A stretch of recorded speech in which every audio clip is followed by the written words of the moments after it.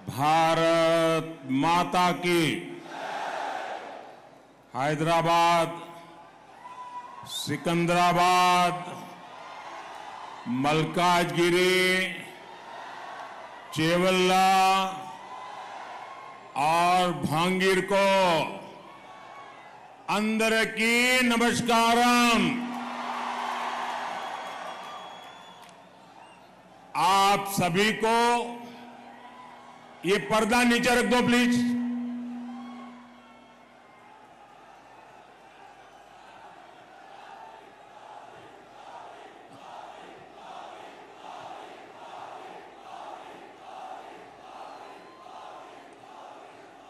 आप सभी को अक्षय तृतीया की बहुत बहुत शुभकामनाएं। आपके जीवन में सुख रहे, समृद्धि रहे, लक्ष्मी जी का आशीर्वाद रहे, आपका भाग्य बना रहे, सौभाग्य बना रहे, ईश्वर से यही कामना है। तेलंगाना अक्षय तृतीया एक बड़ा त्योहार होता है। इसके बावजूद भी आज मैं ये दूसरा कार्यक्रम तेलंगाना में कर रहा हूं और जिस प्रकार से लोग उत्साह उमंग के साथ जुड़ रहे हैं, भारत के उज्जवल भविष्य के लिए ये आपका कमिटमेंट दिखाता है। साथियों, हैदराबाद तो स्पेशल है ही, ये वेन्यू भी और स्पेशल है। आप में से बहुत लोगों को याद होगा 10 साल पहले यही एक विराट सभा हुई थी और एंट्री के लिए पैसे देकर के टिकट लेना पड़ता था। और वो एक ऐसा टर्निंग पॉइंट था जो इस धरती से पूरे देश में निराशा को आशा में बदलने की आंधी चली थी। और आज फिर ये दृश्य, ये माहौल साफ दिखाता है कि तेलंगाना का मूड क्या है। तेलंगाना कह रहा है कांग्रेस नक्को,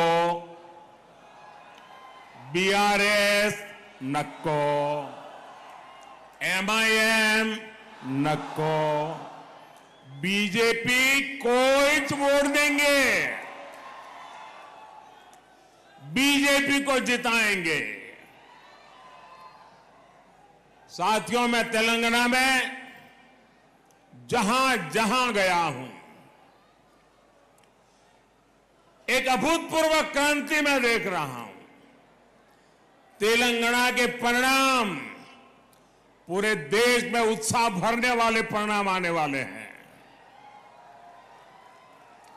साथियों, 4 जून के नतीजे अब बिल्कुल स्पष्ट है। 4 जून को देश जीतेगा। कौन जीतेगा?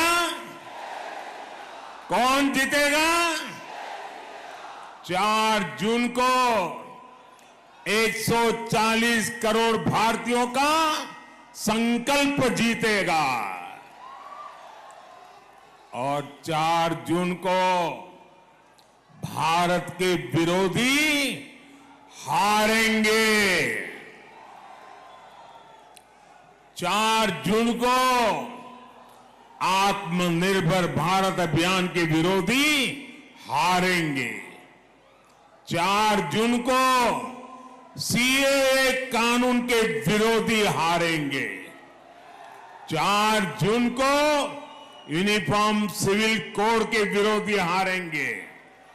4 जून को वोट जिहाद की बात करने वाले हारेंगे। 4 जून को आर्टिकल 370 के समर्थक हारेंगे। 4 जून को ट्रिपल तलाक के समर्थक हारेंगे। 4 जून को भ्रष्टाचार के समर्थक हारेंगे। 4 जून को तुष्टीकरण के समर्थक हारेंगे। साथियों, हैदराबाद सॉल्यूशन सिटी है। यहां हर प्रॉब्लम का सॉल्यूशन ढूंढा जाता है। आप मुझे बताइए, क्या भारत करप्शन जैसी प्रॉब्लम के साथ आगे बढ़ सकता है क्या? पूरी ताकत से बताइए, बढ़ सकता है क्या? बढ़ सकता है क्या? क्या भारत को लाखों करोड़ के स्कैम करने वाली पार्टियां आगे बढ़ा सकती है क्या? क्या यूथ की एस्पिरेशंस को इग्नोर करने वाली पार्टियां देश का भविष्य बना सकती हैं? क्या मिडिल क्लास के ड्रीम्स को कुचलने वाली पॉलिटिकल पार्टियां आपका भला कर सकती हैं? क्या हर प्रोजेक्ट में पहले करप्शन का पोटेंशियल खोजने वाली पार्टियां मॉडर्न इंफ्रास्ट्रक्चर बना सकती हैं? तो ये काम कौन कर सकता है? ये काम कौन कर सकता है? ये काम कौन कर सकता है? ये काम कौन कर सकता है? ये काम कौन कर सकता है? मोदी नहीं, ये आपका एक वोट कर सकता है। ये आपके वोट की ताकत है जो इन सारी समस्याओं का समाधान है। आपने बीजेपी को वोट, एनडीए को वोट दिया। भारत भी अपनी दशकों पुरानी प्रॉब्लम्स के सॉल्यूशंस पर काम करने लगा। आज इसका परिणाम हम चारों तरफ देख रहे हैं। भारत आज डिजिटल पावर है। भारत आज फिनटेक पावर है। भारत आज स्टार्टअप पावर है। भारत आज 5वीं दुनिया की सबसे बड़ी इकोनॉमी है। भारत आज स्पेस पावर है। साथियों, ये तो मोदी का ट्रैक रिकॉर्ड है। लेकिन कांग्रेस का ट्रैक रिकॉर्ड क्या है? कांग्रेस का ट्रैक रिकॉर्ड है लूट, लूट, लूट। कांग्रेस का ट्रैक रिकॉर्ड है अपीसमेंट। कांग्रेस का ट्रैक रिकॉर्ड है डायनेस्टी फर्स्ट। कांग्रेस का ट्रैक रिकॉर्ड है आतंकवादियों पर नरमी। हमारे जो फर्स्ट टाइम वोटर्स हैं ना, मैं तो चाहूंगा कि हर परिवार अपने 18, 20, 22 साल के बच्चों के साथ बैठे और 10 साल पहले क्या हाल थे उसकी जरा चर्चा करें। शायद इन फर्स्ट टाइम वोटर जो आज से 10 साल पहले 8 साल, 10 साल, 12 साल के थे, उन्हें तो याद भी नहीं होगा 10, 11 साल पहले यहां दिलसुख नगर में सीरियल बम ब्लास्ट हुए थे। कांग्रेस की सरकार में पहले पूरे देश में ऐसी ही खबरें आती रहती थी। कोई परिवार रेस्टोरेंट में खाना खाने गया है, ब्लास्ट हो जाता है। कोई परिवार थिएटर में मूवी देखने गया है, ब्लास्ट हो जाता था। कोई परिवार बस से ट्रैवल कर रहा है, ब्लास्ट हो जाता था। आज कहीं से भी ऐसी खबरें आती हैं क्या? जरा इस तरफ से मुझे जवाब चाहिए। क्या ऐसी खबरें आती हैं क्या? उधर से जरा बताइए, ऐसी खबरें आती है क्या? ये बम ब्लास्ट किसने रोके? ये बम ब्लास्ट किसने रोके? ये बम ब्लास्ट किसने रोके? ये बम ब्लास्ट रोकने का काम आपने दिल्ली में एक मजबूत सरकार बनाई, मोदी को सेवा उसका अवसर दिया, तब जाकर के रुका है। लेकिन ये बात कांग्रेस और इंडी गठबंधन को पसंद नहीं आ रही है। देश में ये खून खराबा फिर से शुरू हो, इसके लिए कुछ ताकतें मोदी को हटाने में जुटी है। इसलिए मैं हैदराबाद से पूरे देश को सतर्क करना चाहता हूं। कांग्रेस को वोट देना मतलब वो पुराने दिन जो कोई अनजान पंजा आतंक को उसके साए में जीने के लिए देश को मजबूत कर दिया था, देश को मजबूर बना देता था। और इसलिए फिर से एक बार देश आतंक की लपट में आना नहीं चाहता है। साथियों, कांग्रेस हमेशा से एंटी मिडिल क्लास पार्टी रही है। आप याद कीजिए, जब ये सरकार में तो कैसी कैसी बातें करते थे। इनके एक नेता कहते थे कि मिडिल क्लास केयरलेस हैं। उनके नेता कहते थे कांग्रेस के, वो कहते थे कि जो आइसक्रीम पर पैसा खर्च करते हैं वो महंगाई की शिकायत क्यों करते हैं? याद है ना पुराने बयान?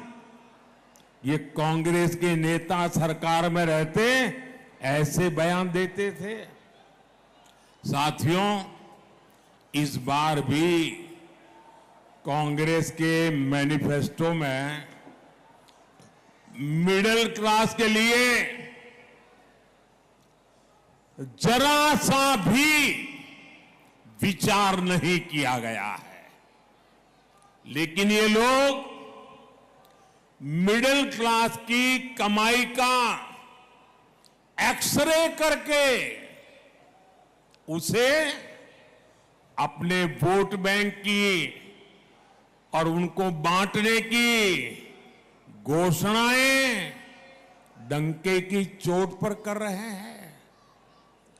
साथियों, आप मुझे बताइए, आपकी जो संपत्ति है उस पर आपके संतानों का अधिकार है कि नहीं है? जरा मुझे सबके सब लोग बताइए, क्या आपकी संपत्ति पर आपके संतानों का अधिकार है कि नहीं है? क्या कोई सरकार आपकी संपत्ति छीन करके आपके संतानों का अधिकार छीन ले, ऐसी सरकार आपको मंजूर है? साथियों, कांग्रेस ये विचार करके चल रही है। साथियों, कांग्रेस की नस नस में रेसिज्म का जहर भी भरा है। ये शाहजादे के उस्ताद अपने ही देश के लोगों को चीन का, अफ्रीका का बता रहे हैं।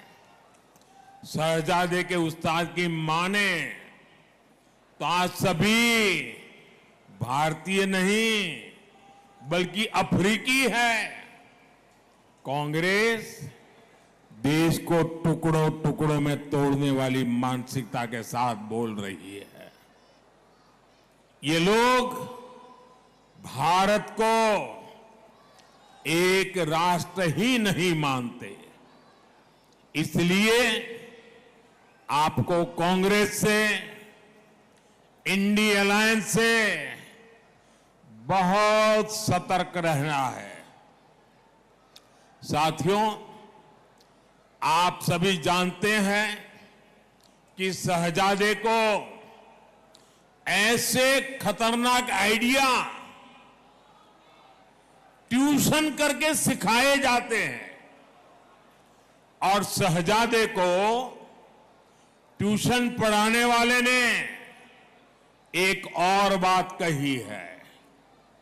वो कहते हैं कि राम मंदिर और रामनवमी मनाना गलत है। वो कहते हैं कि भगवान राम की पूजा आइडिया ऑफ इंडिया के खिलाफ है। मैं जरा आपसे पूछना चाहता हूं,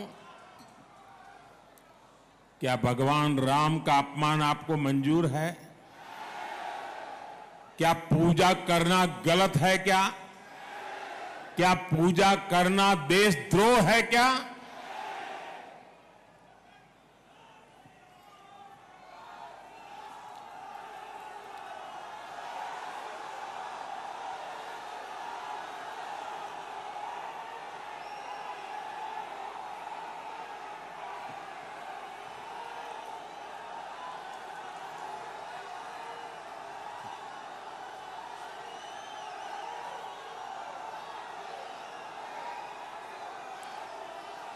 भारत को हमेशा विदेशी चश्मे से देखने वाली कांग्रेस को आइडिया ऑफ इंडिया का अंदाज ही नहीं है। आखिर क्या है idea of India? Idea of India Bharat की हजारों साल पुरानी संस्कृति का प्रतिबिंब है। आइडिया ऑफ इंडिया यानी सत्यमेव जयते। आइडिया ऑफ इंडिया यानी अहिंसा परमो धर्मः। आइडिया ऑफ इंडिया यानी आचारः परमो धर्मः। आइडिया ऑफ इंडिया न ही सत्यात् परो धर्मः। आइडिया ऑफ इंडिया एकम सत् विप्रः बहुधा वदन्ति। आइडिया ऑफ इंडिया वसुधैव कुटुंबकम। आइडिया ऑफ इंडिया सर्वपंथ समभाव। आइडिया ऑफ इंडिया अपदीपो भव। आइडिया ऑफ इंडिया बुद्धम शरणम गच्छामि। आइडिया ऑफ इंडिया सर्वे भद्राणि पश्यन्तु मां कश्चित् दुःख भाग् भवेत्। आइडिया ऑफ इंडिया परोपकाराय सताम विभूतयः। इंडिया आइडिया ऑफ इंडिया जन सेवा ही प्रभु सेवा। आइडिया ऑफ इंडिया ईश्वरः सर्वभूतानां। आइडिया ऑफ इंडिया सर्व ज्योति के बीच समाना। Idea of India God is great. Idea of India नर में नारायण, जीव में शिव। आइडिया ऑफ इंडिया या देवी सर्वभूतेषु मातृरूपेण संस्थिता। आइडिया ऑफ इंडिया नारी तू नारायणी। आइडिया ऑफ इंडिया मां विद्विषाव है। आइडिया ऑफ इंडिया मिच्छामि दुक्कडम। और आइडिया ऑफ इंडिया अपि स्वर्णमय लंका न मे लक्ष्मण रोचते जननी जन्मभूमिश्च स्वर्गादपि गरीयसी। हमें जन्म देने वाली ये धरती मुझे स्वर्ग से भी ज्यादा प्रिय है। ये भगवान श्री राम के ही तो बोल थे। ये आइडिया ऑफ इंडिया आज केवल मान्यताओं तक सीमित नहीं है। ये आइडिया ऑफ इंडिया आज भारत की एक सशक्त पहचान है। ये आइडिया ऑफ इंडिया आज भारत की बुलंद आवाज है। और इसलिए आज आइडिया ऑफ इंडिया यानी इंटरनेशनल योग दिवस, आइडिया ऑफ इंडिया यानी one earth, one family, one future का विजन। आइडिया ऑफ इंडिया यानी विश्व के लिए वन सन, वन अर्थ, वन ग्रिड का विचार। आइडिया ऑफ इंडिया यानी चंद्रमा पर Shiv Shakti point. Idea of India मतलब mother of democracy. Idea of India justice to all, appeasement to none.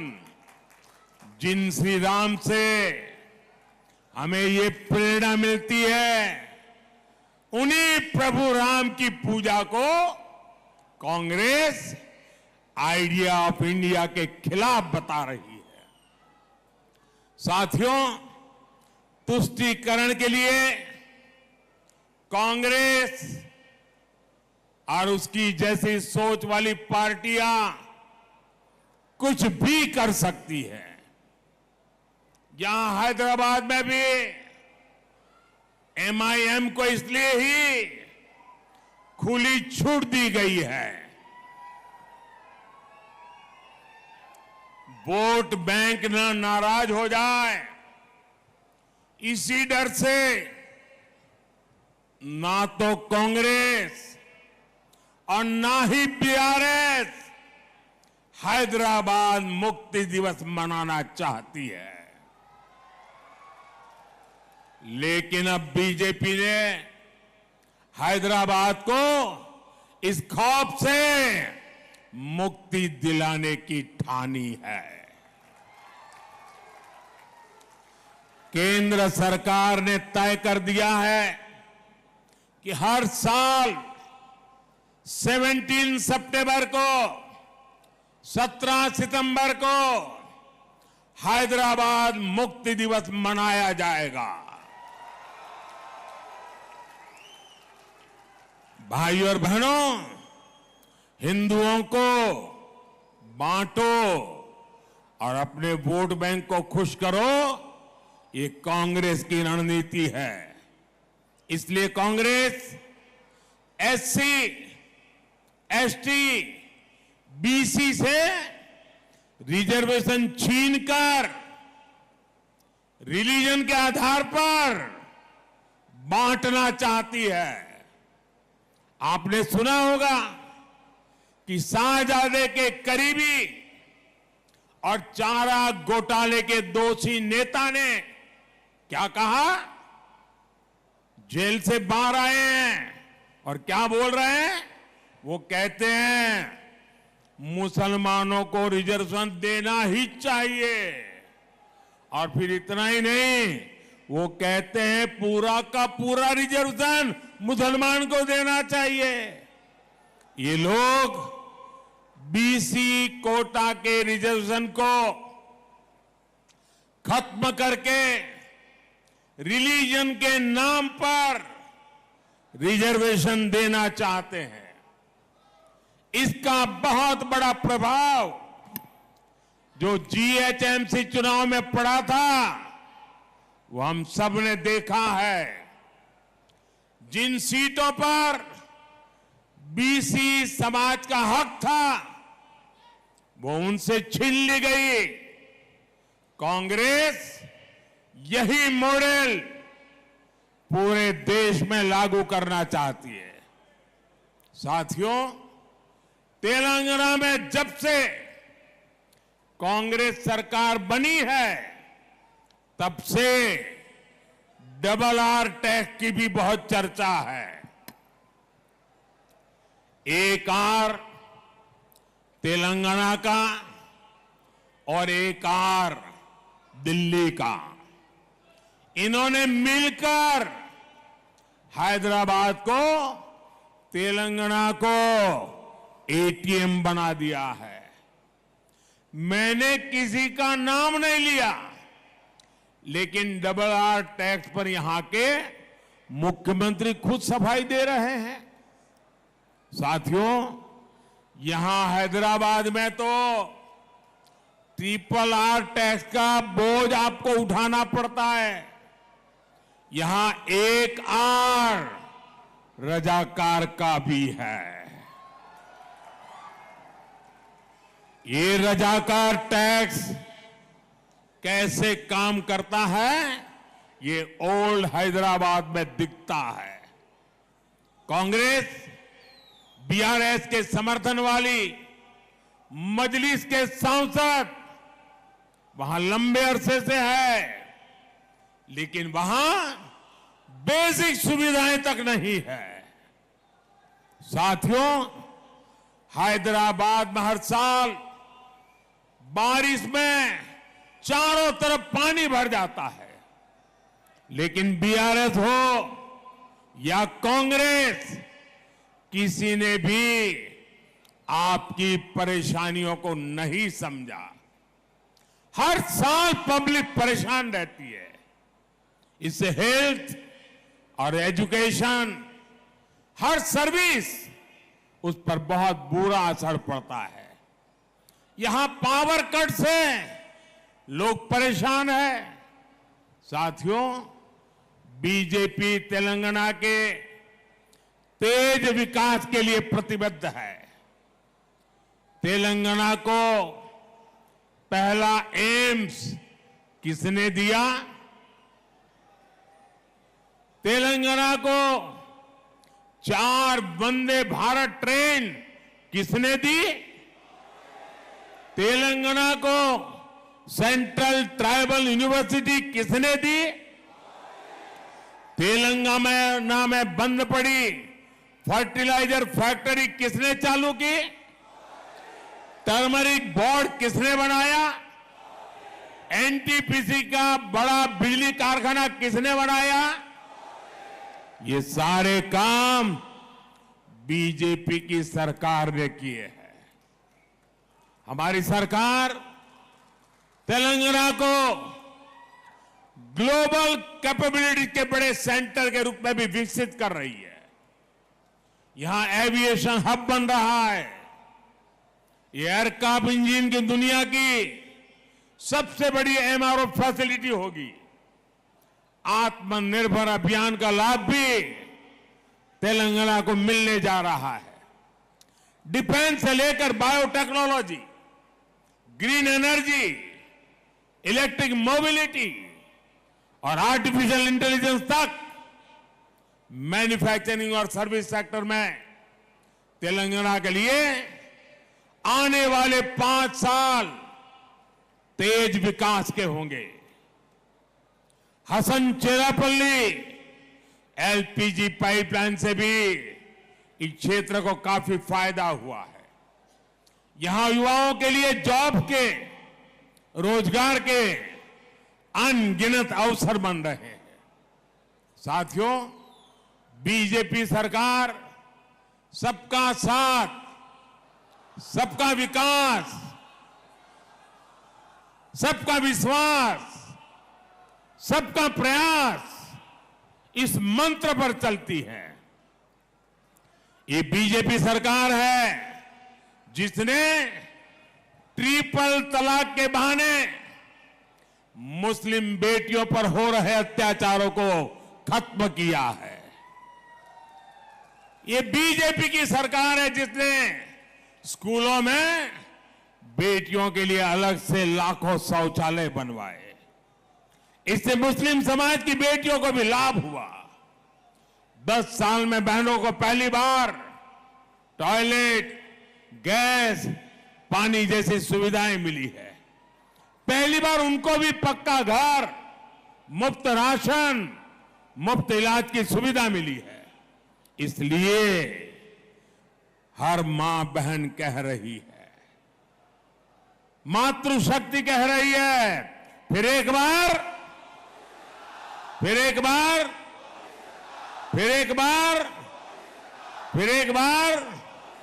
साथियों, बीआरएस को दिया आपका वोट कांग्रेस को ही मदद करेगा, और कांग्रेस को दिया आपका वोट भी केंद्र में सरकार नहीं बना सकता। इसलिए आपको भारी संख्या में भाजपा के पक्ष में कमल के निशान पर बटन दबा करके मतदान करना है। और भाइयों बहनों, क्या मेरा तेलंगाना मतदान के पुराने सारे रिकॉर्ड तोड़ सकता है? सारे पुराने रिकॉर्ड तोड़ सकता है? ज्यादा से ज्यादा मतदान करा सकता है? इस चुनाव में भाजपा सभी लोकसभा सीट तो जीतने वाली ही है, लेकिन मुझे ज्यादा से ज्यादा पोलिंग बूथ जीतने हैं। क्या पोलिंग बूथ जिता सकते हैं? पोलिंग बूथ जिताएंगे, पूरी ताकत पोलिंग बूथ जिताने में लगाएंगे।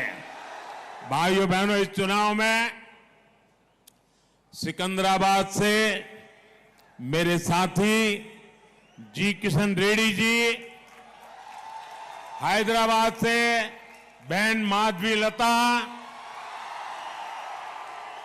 अब मलकाजगिरी से श्री एटला राजेंद्र, चेवल्ला से श्री कोंडा विश्वेश्वर रेड्डी और भुवनगिरी से डॉक्टर बुरा नरसैया गौड़, इन सभी साथियों को विजयी बनाना है। बनाएंगे, ज्यादा से ज्यादा मतदान कराएंगे। अच्छा, मेरा एक काम करोगे? ये चुनाव वाला काम नहीं है, मेरा पर्सनल काम है, करोगे? ये मोदी का पर्सनल काम है, करोगे? इनमें से किसी का काम नहीं है, मेरा है, करोगे? जरा हाथ ऊपर करके बताओ, करोगे? अच्छा, तो मेरा काम बहुत सरल है। ज्यादा से ज्यादा परिवारों में जाइए, उन सबको मिलिए और उनको कहिए, मोदी जी हैदराबाद आए थे, आप सबको नमस्कार कहा है, परिवार में सबको जय श्री राम कहा है। मेरा नमस्कार पहुंचाएंगे, मेरा जय श्री राम पहुंचाएंगे। जब परिवार के सब लोगों को मेरा नमस्कार पहुंचेगा, मेरा जय श्री राम पहुंचेगा, तो परिवार के हर कोई मुझे आशीर्वाद देंगे। और जब परिवार का हर व्यक्ति मुझे आशीर्वाद देता है, तो मेरी ऊर्जा अनेक गुना बढ़ जाती है और मैं उसे आपकी सेवा अधिक क्षमता के साथ कर सकता हूं। बोलिए भारत माता की, भारत माता की। बहुत बहुत धन्यवाद।